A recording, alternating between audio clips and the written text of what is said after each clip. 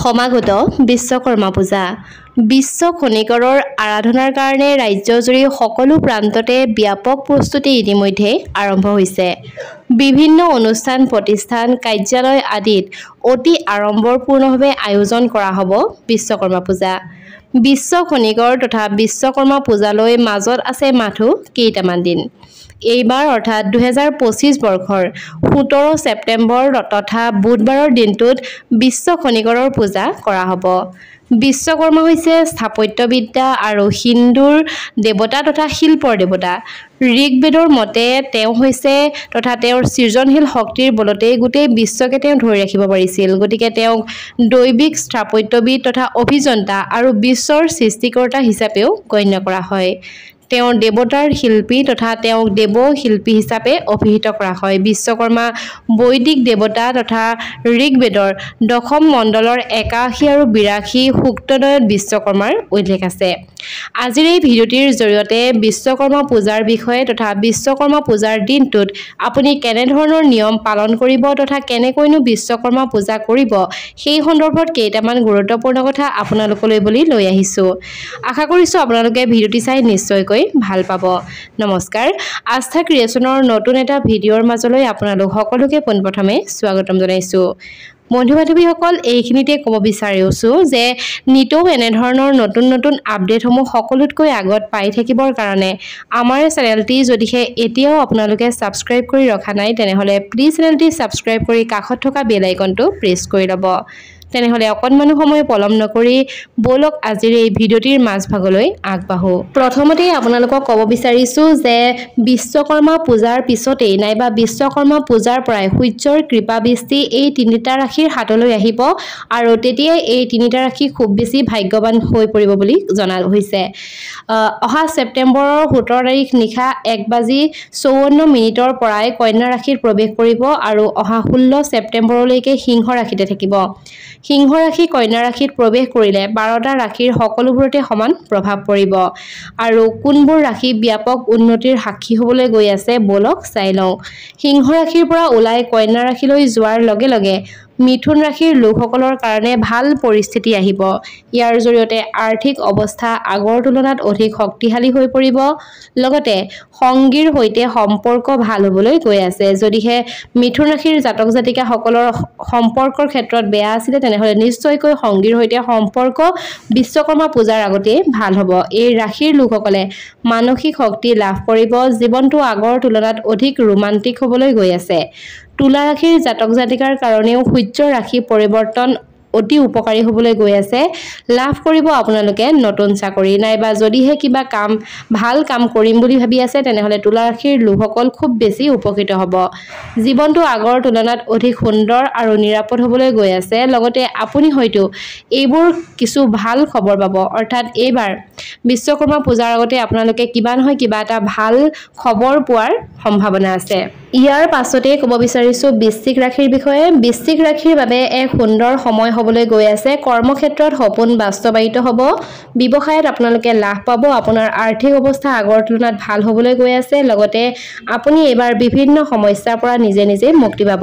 যথেষ্ট ৰাহি কৰিব পাৰিব। বিশাল সঞ্চয় কৰিব পাৰিব। ব্যৱসায়িক ক্ষেত্ৰতো আপোনালোকে লাভ কৰিব পাৰিব। বহুলোকে এটা কথা জানিব বিচাৰি থাকে, গতিকে সেইকাৰণে এইসমূহ কথা তথা বিশ্বকৰ্মা পূজাৰ আগত আপোনালোকে কেনেবোৰ কাম নকৰিব নাইবা বিশ্বকৰ্মা পূজাৰ সময়ত আপোনালোকে কেনে আহাৰ খাব লাগে নাইবা কেনে আহাৰ আপোনালোকে সৰ্বসাধাৰণতে বৰ্জন কৰিব লাগে নাইবা পূজাৰ সময়কেইদিনত আপোনালোকে কোনবোৰ কাম কৰিব কোনবোৰ কাম নকৰিব কোনবোৰ বস্তু ঘৰত ৰাখিব সেই সন্দৰ্ভতো কিছু কথা আপোনালোকক জনাব বিচাৰিছোঁ। বন্ধু-বান্ধৱীসকল, সেই সন্দৰ্ভত আপোনালোকে হয়তো ইতিমধ্যে বহুসমূহ ভিডিঅ' দেখিছেই। গতিকে বলক এইখিনিতে গম পাওঁ যে বিশ্বকৰ্মা পূজাৰ সময়ত আমি কোনবোৰ কাম বৰ্জন কৰিব লাগে তথা কেনেবোৰ কাম কৰিলে আমাৰ কাৰণে শুভ হ'ব। বিশ্বকৰ্মা পূজা যিহেতু সমাগত তথা 17 ছেপ্টেম্বৰ তাৰিখে বিশ্বকৰ্মা পূজা আহি আছে। গতিকে বিশ্বকৰ্মা পূজাৰ দিনা আপোনালোকে ঘৰ দুৱাৰ অপৰিষ্কাৰ কৰি ৰখাটো একেবাৰে উচিত নহয়। যিহেতু এই দিনটোত বিশ্ব খনিকৰ বিশ্বকৰ্মাৰ জন্মদিন বুলি পূজা কৰা হয় গতিকে অপৰিষ্কাৰ হলে একেবাৰে বিশ্বকৰ্মা অসন্তুষ্ট হয় আৰু আমি সকলোৱে জানো যে বিশ্বৰ নিৰ্মাতা তথা বিশ্বখনৰ যি খনিকৰ তেওঁৱে হৈছে বিশ্বকৰ্মা আৰু বিশ্বকৰ্মা পূজাৰ দিনটোলৈকে আপোনালোকে ঘৰ পৰিষ্কাৰ কৰিবলৈ সৰ্বসাধাৰণতে থৈ নিদিব পাৰিলে বিশ্বকৰ্মা পূজাৰ আগতেই আপোনালোকে ঘৰ পৰিষ্কাৰ পৰিচ্ছন্ন কৰি পেলাব এলান্ধু নাইবা মকৰা জাল কৰবাত যদিহে আছে তেনেহলে নিশ্চয়কৈ সেইবোৰ আঁতৰাব যদিহে ঘৰত কিবা কিবি ভগা বস্তু আছে সেইবিলাকো আঁতৰাব আৰু সুন্দৰকৈ চাফ চিকুণ কৰি ৰাখিব কাৰণ যিকোনো পূজা অকল বিশ্বকৰ্মা পূজা বুলিয়ে নহয় বিশ্বকৰ্মা পূজাই হওক নাইবা যিকোনো পূজাৰ আগতে আমি ঘৰবোৰ সকলোৱে চাফ চিকুণ কৰোঁ গতিকে সেই পূজাৰ দিনটোলৈকেহে ঘৰটো চাফা কৰিম বুলি থৈ নিদিব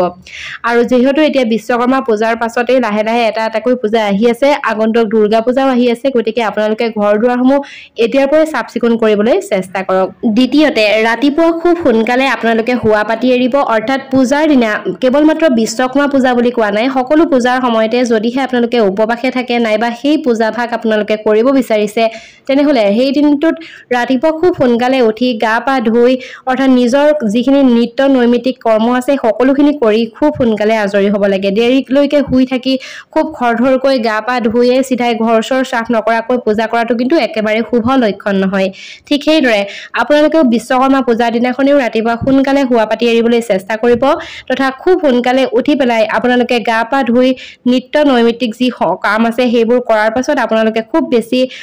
যি সময়ত পূজা কৰিব লাগে সেই সময়ত যদিহে আপোনালোকে পূজা কৰিব পাৰে অৰ্থাৎ খৰখেদা নোহোৱাকৈ যদিহে পূজা কৰিব পাৰে তেনেহলে নিশ্চয়কৈ ভগৱান বিশ্বকৰ্মাও সন্তুষ্ট হ'ব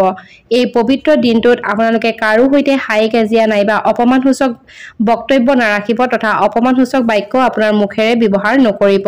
নহলে অসন্তুষ্ট হ'ব পাৰে বিশ্বকৰ্মা আমাৰ মাজৰে হয়তো বহু লোকৰ এই অভ্যাস আছে নাইবা আপোনালোকৰ মাজৰ বহু লোকৰ হয়তো এই এটা স্বভাৱ আছে যে পূজাৰ দিনাখনিলৈকে সকলোখিনি কাম থৈ দিয়ে অৰ্থাৎ পূজাৰ দিনাখনি ৰাতিপুৱাই ঘৰৰ চাফ চিকুণ কৰিবলৈ আৰম্ভ কৰে নাইবা ঘৰত যি কাম আছে সকলোবোৰ কাম উলিয়াই লয় আৰু পূজা সময়মতে কৰিবলৈ নাপায় তদুপলক্ষে তেওঁৰ সেই ব্যক্তিজনৰ খুব বেছি খং উঠে আৰু ঘৰৰ বাকীবিলাক সদস্যৰ ওপৰতো তেওঁ খং উজাৰিবলৈ আৰম্ভ কৰে কিন্তু সেই ভুল আপোনালোকে নিশ্চয়কৈ নকৰিব আপোনাৰ যিখিনি নিত্য নৈমিত্তিক কৰ্ম আছে সেই কৰ্মসমূহ আপুনি নিজেই কৰিব আৰু খুব সোনকালে উঠি অৰ্থাৎ পূজাৰ দিনাখনি খুব সোনকালে উঠি আপোনালোকে নিজেই পূজা অৰ্চনা কৰিবলৈ চেষ্টা কৰিব যাতে সেই দিনটোত আপোনাৰ মুখেৰে অপমানসূচক বাক্য নোলায় সেই কথাটোৰ প্ৰতি আপোনালোকে ধ্যান ৰাখিব সেই পবিত্ৰ দিনটোত যদিহে কোনো দুখীয়া নিচলা ব্যক্তিয়ে আপোনাৰ ঘৰলৈ খুজিবলৈ আহে নাইবা আপোনাৰ পৰা যিকোনো সহায় বিচাৰে তেনেহলে আপোনালোকে সেই ব্যক্তিজনক নাইবা তেওঁলোকক খালি হাতেৰে নপঠিয়াব কিবা নহয় কিবা এটা দান কৰিহে আপোনালোকে পঠিয়াবলৈ চেষ্টা কৰিব কাৰণ কোৱা হয় যে যিকোনো পবিত্ৰ দিনত নাইবা পূজাই হওক নাইবা যিকোনো অনুষ্ঠানৰ পবিত্ৰ দিনত আপোনালোকে যদিহে দুখীয়া নিচলা ব্যক্তিয়ে ঘৰলৈ আহি যদি সহায় ভিক্ষা কৰে তেওঁলোকক যদি আপোনালোকে খালি হাতেৰে পঠিয়াই দিয়ে তেনেহলে ভগৱান অসন্তুষ্ট হয়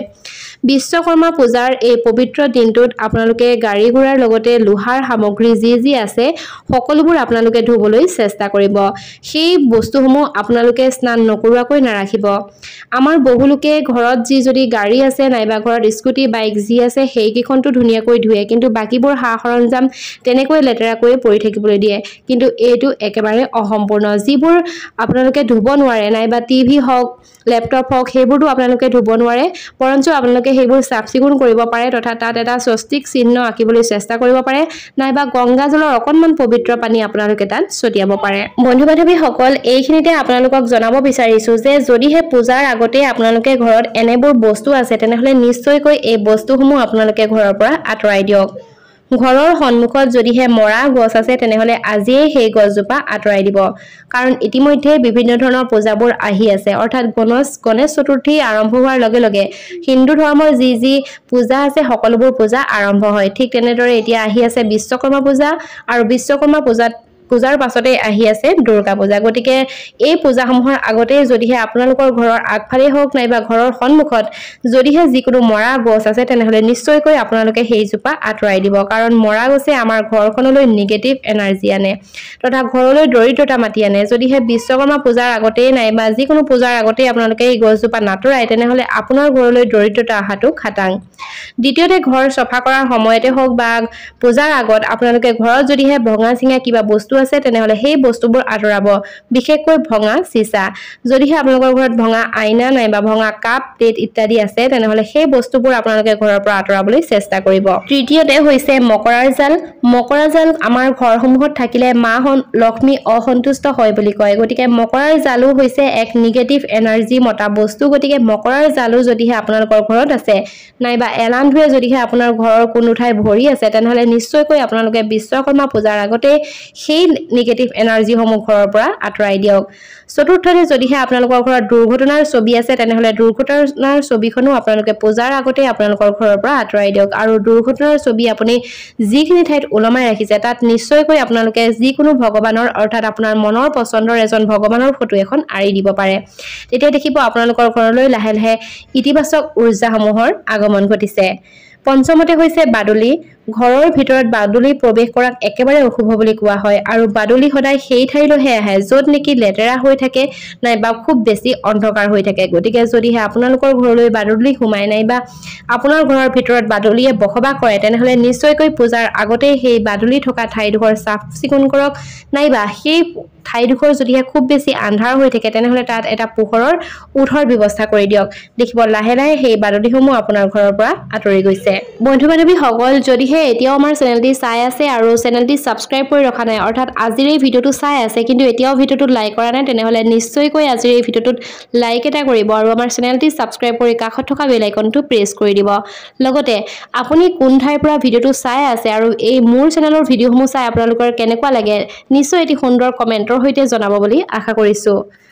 ভগৱান বিশ্বকৰ্মা যেহেতু যান-বাহন নাইবা সা-সৰঞ্জামৰ লগত জড়িত বুলি আমি সকলোৱে জানো গতিকে এইখিনিতে আপোনালোকক কেইটামান বিশেষ কথা তথা যান-বাহনৰ লগত জড়িত কেইটামান কথাও আপোনালোকৰ লগত আলোচনা কৰিবলৈ লৈছো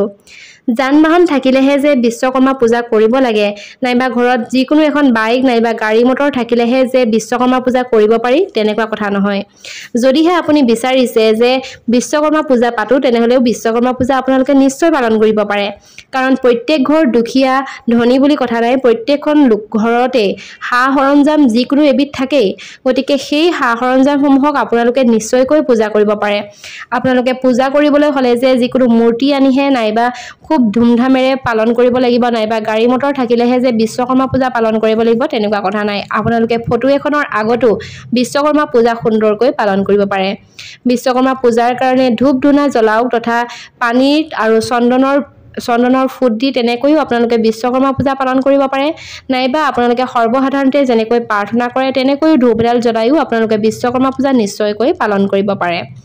বহুতে এই দিনটোত ব্যৱসায় ক্ষেত্ৰখনলৈ যায় নাইবা বহুতে সেই দিনটোতো ব্যৱসায় ক্ষেত্ৰখন খুলি ৰাখে গতিকে সেয়া আপোনালোকে মানে নে নামানে সেয়া সম্পূৰ্ণ আপোনালোকৰ নিজৰ ব্যক্তিগত কথা কিন্তু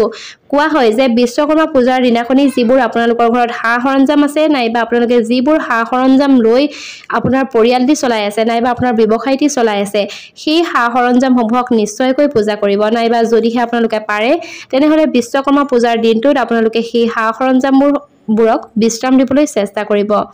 যদিহে আপোনাৰ গাড়ী আছে অৰ্থাৎ আপোনাৰ ব্যৱসায়িক ভিত্তিক গাড়ী আছে তেনেহলে নিশ্চয় সেই গাড়ীখনকো এদিনৰ কাৰণে আপোনালোকে সুন্দৰকৈ বিশ্ৰাম দিব পাৰে যদিহে আপোনালোকৰ নিজৰ গাড়ী তেনেহলে কৰবালৈ গাড়ীখন ধোৱাৰ পাছত অকনমান ফুৰিবলৈ যোৱাটো বেলেগ কথা কিন্তু যদিহে পাৰে আপোনালোকে নিশ্চয়কৈ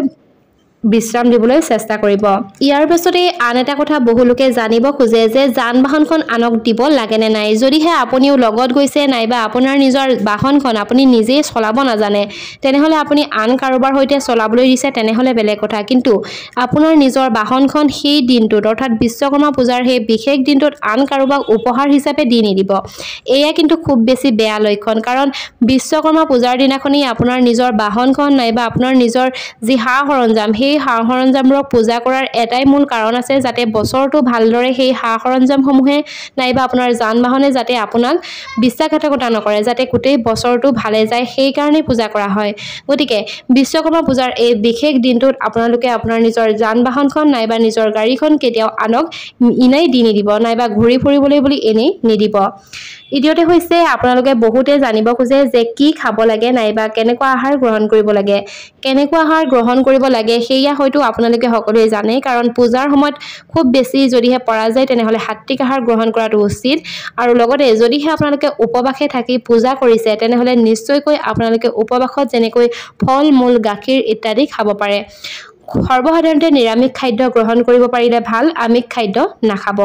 গতিকে ইমানখিনি আছিল বিশ্বকৰ্মা পূজাৰ বিষয়ে যদিহে ভিডিঅ'টি চাই ভাল পালে তেনেহলে নিশ্চয়কৈ ভিডিঅ'টোত এটা লাইক কৰিব আৰু আমাৰ চেনেলটি সাবস্ক্ৰাইব কৰি ৰাখিব ধন্যবাদ